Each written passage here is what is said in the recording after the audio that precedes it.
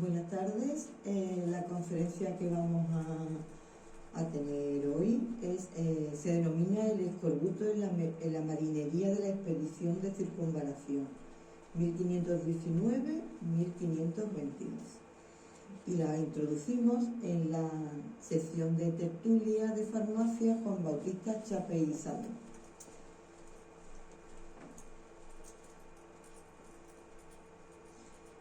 Bueno, pues iniciamos con Fernando de Magallanes y Juan Sebastián Elcano, que tuvo lugar la primera vuelta al mundo con esta expedición de circunvalación, de primera circunvalación. Según palabras de ellos mismos, tuvo lugar descubrir toda la redondeza del mundo. Y ocurrió entre 1519 y 1522, cuando todavía los medios de navegación eran muy rudimentarios. Y además la vida a bordo de aquellas primitivas naves carecía de cualquier comodidad y tampoco tenían seguridad. Además, no se trataba de un viaje a un sitio conocido, sino que era un viaje a lo desconocido. No iba a contar con la posibilidad de tener alguna ayuda, algún auxilio, y además estaba repleto de peligros, de todo tipo.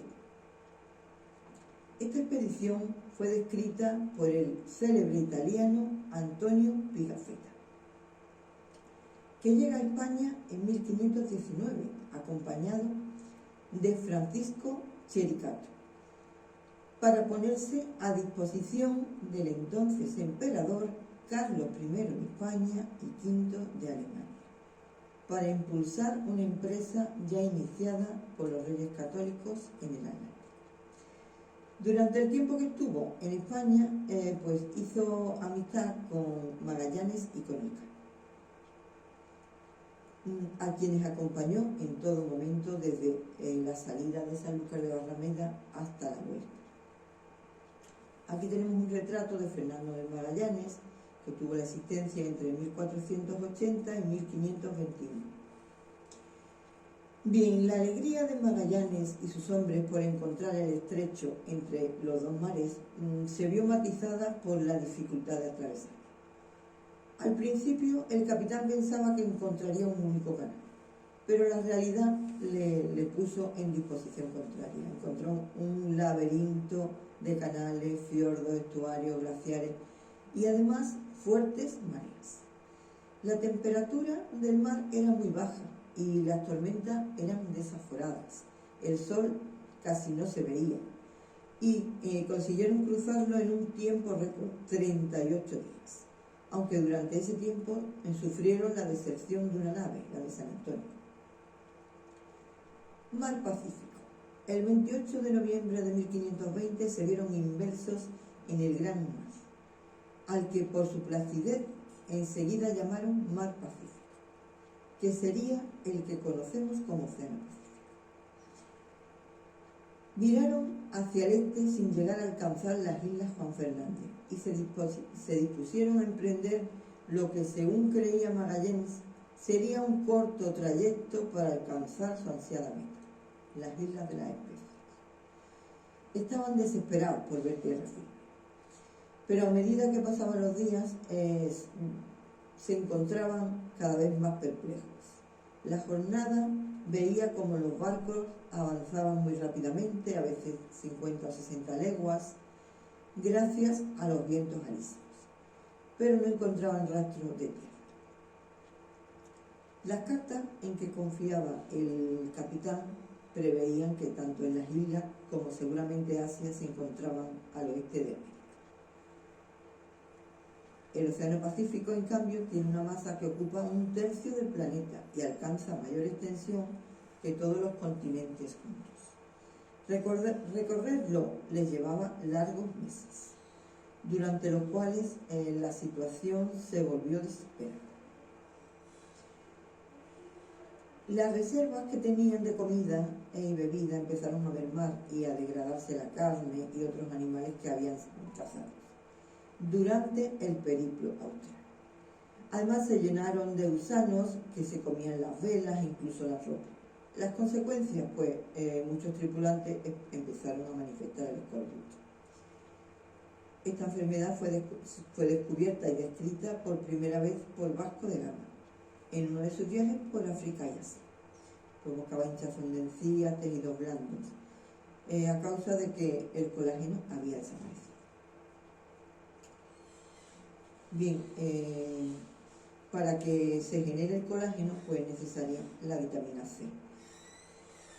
Estos Magallanes y sus hombres no lo sabían, y cosa que lo hubiera salvado, si hubieran tomado naranja, limón o hierba salvaje. El escorbuto diezmó la tripulación. Magallanes y sus próximos colaboradores no sufrieron la enfermedad, aunque 29 miembros de la tripulación fallecieron. Parecía que Magallanes tenía protección divina, puesto que era muy devoto religiosamente, pero lo que realmente le salvó fue la ración que tenían de membrillo. Los roedores que tenían en el barco sintetizan y almacenan la vitamina C, pero además de que ellos no lo sabían, pues era muy poca cantidad para todas las personas que tenían. Tras 98 días de infame navegación, 6 de marzo de 1521, Lope Navarro, de la nave Victoria, cantó tierra. Fueron a las Marianas, a la isla de Guam. Pero resulta que por la afición a lo ajeno que tenían los oriundos de allí, los españoles lo bautizaron como archipiélago de los ladrones. Posteriormente pasaron a las Islas Filipinas. Apenas 10 días después, la flota avistó un conjunto de islas mucho menor. Estaban llegando a las Filipinas, primero en la isla de Jomón y luego en la de Limasagua. Los españoles encontraron unos habitantes amigables y dispuestos al comercio. Eran mercaderes chinos y árabes, de forma que pudieron abastecerse de todo lo que necesitaban y comían en abundancia. Uno de los productos que mayor atención le llamaron fue el coco. Todos los cocos que veían que eran enormes. Bien, en esta lámina vemos los síntomas del escorbuto en las piernas. Y la hemos tomado del Atlas de Anatomía del médico irlandés. Los marineros sentían afectados de escorbuto, sentían un cansancio enorme, las encías sangraban, se hinchaban, la piel se agrietaba, el cuerpo empezaba a descomponerse y desprendía un fuerte olor. El escorbuto ataca a los marineros cuando llevan meses sin tocar puerto. Posteriormente tuvieron relación con el rey de Limasagua. Muy buena relación trabó Magallanes. El capitán se ofreció a reducir estas islas a la obediencia, esperando de esta forma poner al soberano bajo su protección y el dominio de la corona española. Magallanes le obsequió con demostraciones de armas de fuego y de las armaduras metálicas, que también protegían a los guerreros. Pero asustaron al rey y a sus súbditos y el Magallanes se convenció de que había que huir de allí. Su siguiente etapa tuvo lugar en Filipinas, pero en una isla mucho mayor, en Cebú. En el puerto de Cebú encontraron que ya podían hacer demostraciones de artillería. Su rey, Humabón, le exigió tributo, como hacían habitualmente con las naves que llegaban allí. Pero el capitán español, que era muy orgulloso, se negó, con el argumento de que servía al rey más poderoso de la tierra. Y lo que acabó consiguiendo es que fuera a él a quien el reyezuelo de Cebú acabase pagando tributo. Magallanes se hizo valer con su intervencionismo. La existencia de Cebú resultó idílica para los españoles. Encontraron riquezas materiales, mujeres, se empeñó en una política de conversiones religiosas al cristianismo, pero creó tensiones entre los políticos isleños. Magallanes ordenó una primera expedición a un reducto hostil que era la isla de Mactán, donde quemó una aldea. Y allí pues resulta que tuvo lugar su muerte. Fue herido en una pierna y posteriormente ya murió. Con lo cual el Cano tuvo que entrar haciendo escena en la expedición.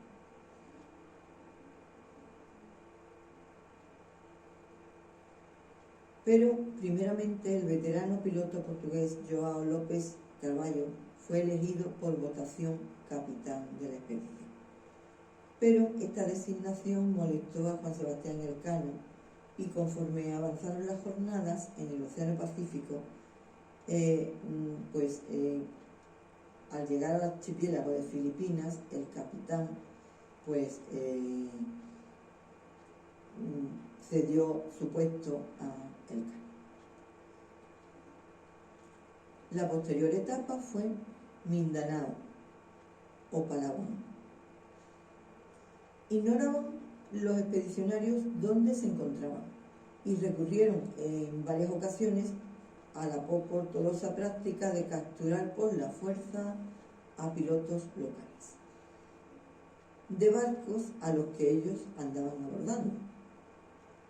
Las dificultades de entendimiento y el escaso interés de estos pilotos, más preocupados por escapar, acabaron condenando a los españoles a una trayectoria errática hacia el sureste camino de Borneo, el lugar de al suroeste donde se encontraba su meta.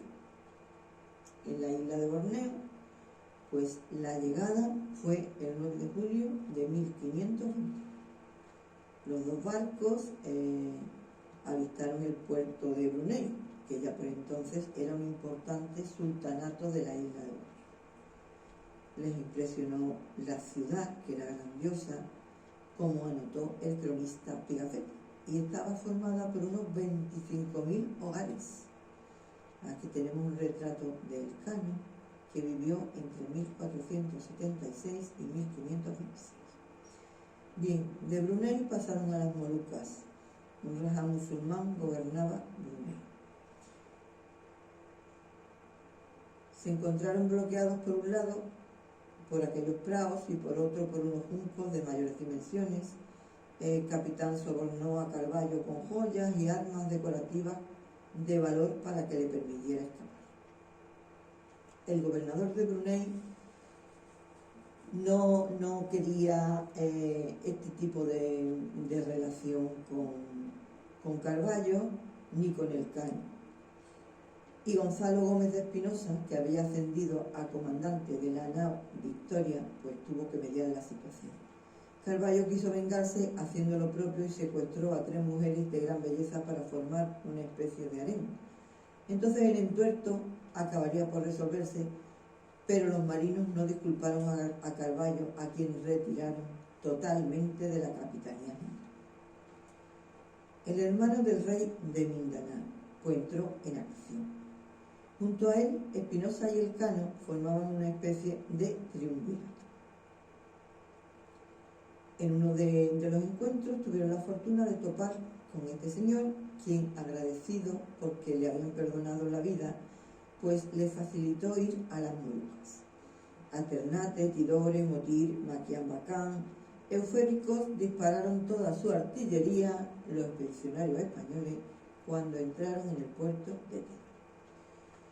Descubrieron algo que ya se sabía, pero que ellos no lo tenían muy claro, y es que descubrieron que era vigente hacía muchos años que las flotas portuguesas mantenían un comercio con las especias de las Molucas. Por eso el rey portugués no estaba interesado en el viaje de Magallanes. les resultaba mucho más rentable que el comercio no se normalizase, no se hiciera público, y ellos lo mantenían bajo un control. Pero, harto de la relación con Portugal, se echó en brazos de los españoles Magallanes y se señaló la disposición de ayudar al rey Carlos I. Al caudillo que había allí, de forma castellana, lo llamaron Almanzor. Este caudillo pretendía utilizar a los providenciales extranjeros, o sea, los españoles, para presumir de su apoyo en las rencillas que le enfrentaban con su homólogo de Tornate, de la isla Molucca. Los españoles, que habían aprendido la lección de Filipinas, procuraron no inmiscuirse en el asunto y se centraron en intercambios comerciales para cargar sus barcos con las especies. Aquí tenemos un mapa de las islas Moluccas de la época. Eran 7 de las especies más codiciadas las que tenían allí. Teníamos, aquí la vemos, el azafrán, la nuez moscada, el sándalo, el jengibre, la canela, el clavo, la pimienta negra. Esta especie, mientras la nao Victoria continuaba el trayecto proyectado hacia el oeste, camino de África y el Cabo de Buena Esperanza, al mando de la otra nao estaba Juan Sebastián Elcano, que por fin asumía el liderazgo azul.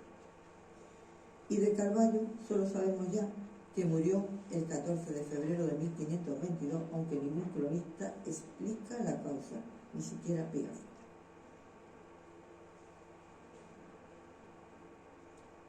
La nao Victoria en este momento tenía 60 tripulantes rumbo oeste.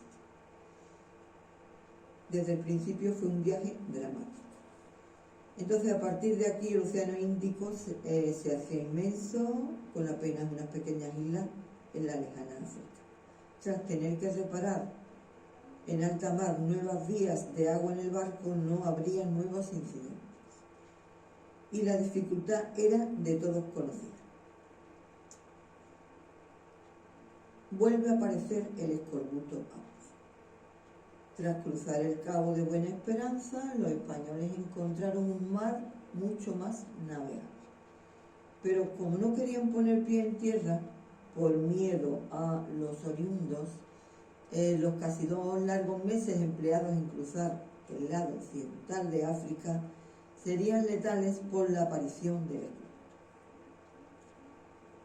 Allí, en Cabo Verde, el 8 de julio, murieron 21 marineros por esta patología.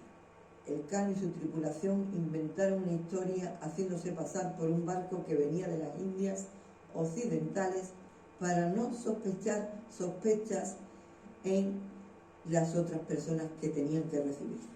Sin embargo, parece les traicionaron y tuvieron que partir precipitadamente, abandonando a varios hombres en estas islas dominadas por Portugal.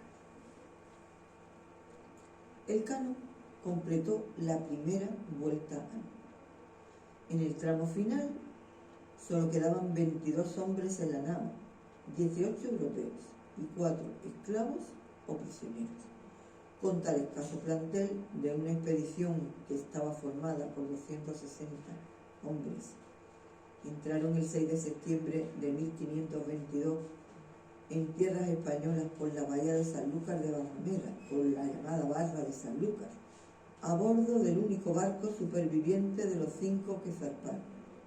Menos de un 10% de la tripulación había logrado completar el homérico viaje y retornaron en un estado penoso, presos del hambre y de la enfermedad. El rey Carlos recibió en la corte a Elcano y a otros 2 miembros de la tripulación. Esta fue la primera circunnavegación a la tierra. Fue descrita por Antonio Pigafetta, que llegando a España en 1519 acompañado de Francisco Chericato y poniéndose a cargo de Carlos V, escribió su diario llamado en italiano Relazioni intorno al primo viaggio di circunvenazione notizia del mondo nuevo con le figure del paesi scoperti. Esta obra es escrita por Antonio Pigafetta, quien acompañó como cronista, como hemos dicho, a Fernando de Magallanes y a Juan Sebastián Elcano. Escribía todos los días en su diario. En este mapa vemos el recorrido de la expedición de estos dos capitanes, de Fernando de Magallanes y de Juan Sebastián Elcano. Como sabemos, Magallanes portugués, pero al servicio de la corona española, y Juan Sebastián Elcano vasco, también al servicio de la corona española. El mismo viaje, la misma expedición. Pigafetta comenzó a escribir en agosto de 1519, cuando salieron de Sevilla, provistos de víveres, rumbo a Sanlúcar de Barrameda por el río Betis. Arribaron en Sanlúcar para reabastecerse y recibir la Santa Misa. El 20 de septiembre partieron para la Gran Canaria para repostar carne, madera y agua. Estuvieron allí 3 días hasta que el tiempo mejoró. Entonces salieron para el complicado viaje, pasaron unos días, llegaron a San Agustín, otra vez para reaprovisionar víveres.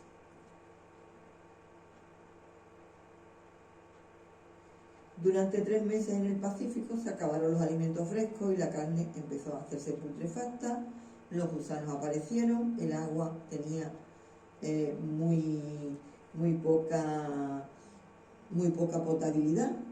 Entonces los marineros bebían agua del mar. Decían que el cuero de buey, que la cofa del palo mayor protegían del roce de las jarcias, pues esas endurecidas por el sol, la lluvia y el viento, poniéndolas al remojo del mar 4 o 5 días, pues comiéndolas pues no estaba mal, no tenían otra cosa en ese momento. Las ratas las vendían a medio ducado la pieza y ya había pocas ratas incluso. Y lo peor, pues que 19 hombres murieron en esta época junto con un indio de la tierra de Bercín. Otros 25 o 30 hombres enfermaron, quien a los brazos y las piernas o en otra parte quedaron sanos muy pocos, según transcripción del diario de Pigafetta.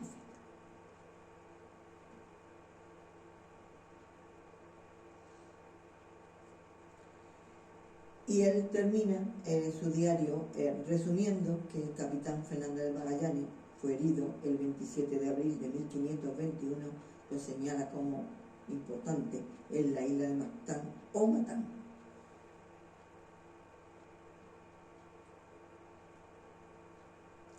En febrero o marzo aproximadamente de 1522, no lo detalla, llegaron al reino de Xi'an y aquí la tripulación se sorprendió de la cantidad de frutos que crecían. Muchos nunca lo habían visto en Europa, eran más grandes que una sandía. El 11 de febrero de 1522, por fin entraron en el océano y la travesía se volvió durísima.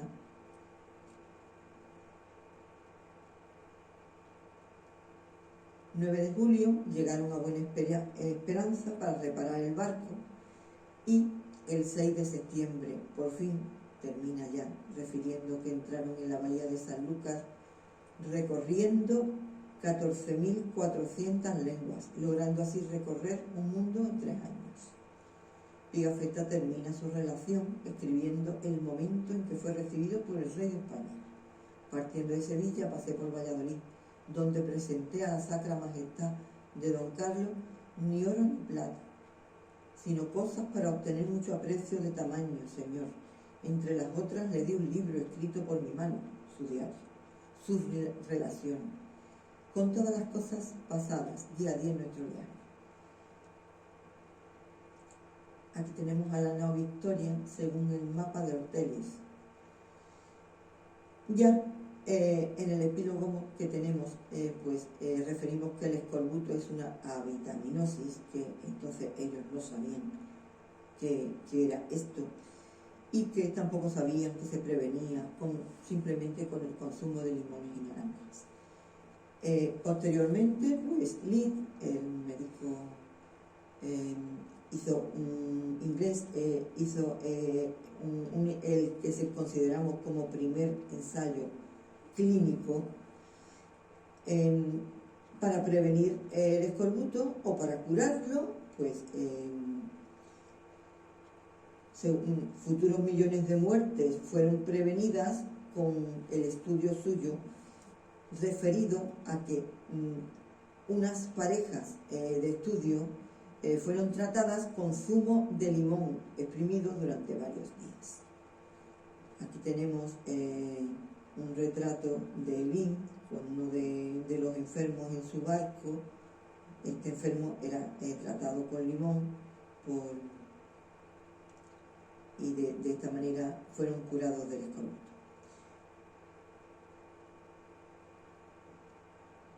El zumo de limón tenía que ser recién exprimido, porque de la otra forma pues la vitamina C desaparecía de él. Pero siguieron los estudios y luego en 1579 el médico español Agustín de Farfán siguió estudiando el tratamiento del escorbuto con naranja amarga, jugo de medio limón, y lo mezclaba con alumbre tostado o pulverizado. Esto servía para la putrefacción de encías y la descalcificación de los dientes.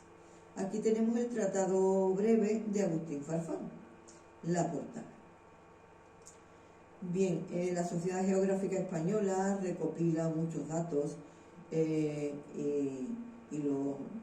lo recopila bajo el epígrafe de guerra al escorbuto, refiriéndose que la guerra al escorbuto principalmente se hace con la vitamina C. Otra imagen de las naves españolas de la Sociedad Geográfica. Y bueno, aquí tenemos la típica representación de San Telmo como patrón de los marineros. Se encomendaban a San Telmo, el dominico San Telmo. Y ya para terminar, pues referimos que posteriormente, durante los siglos XVII y XVIII, muchos médicos y navegantes defendieron el uso de la vitamina C. Y la vitamina C la tomaban de las verduras, los cítricos frescos, los zumos, el agrio de limón, y bajo su recomendación fueron embarcados entre los víveres de los navíos de la carrera de Indias, singularmente en aquellos que hicieron la ruta del Cabo de Hornos a los puertos de Chile y el Perú como navíos de registro. Esto sucedía incluso antes de que Jean Lin realizara sus experimentos. También se llevaban agrios en los buques de la Armada Española, que se desplazaron desde Cádiz a las Islas Filipinas, en una larga travesía doblando el Cabo de Buena Esperanza, durante la segunda mitad del 700. Nada más, muchísimas gracias y hasta aquí la conferencia de esta tarde.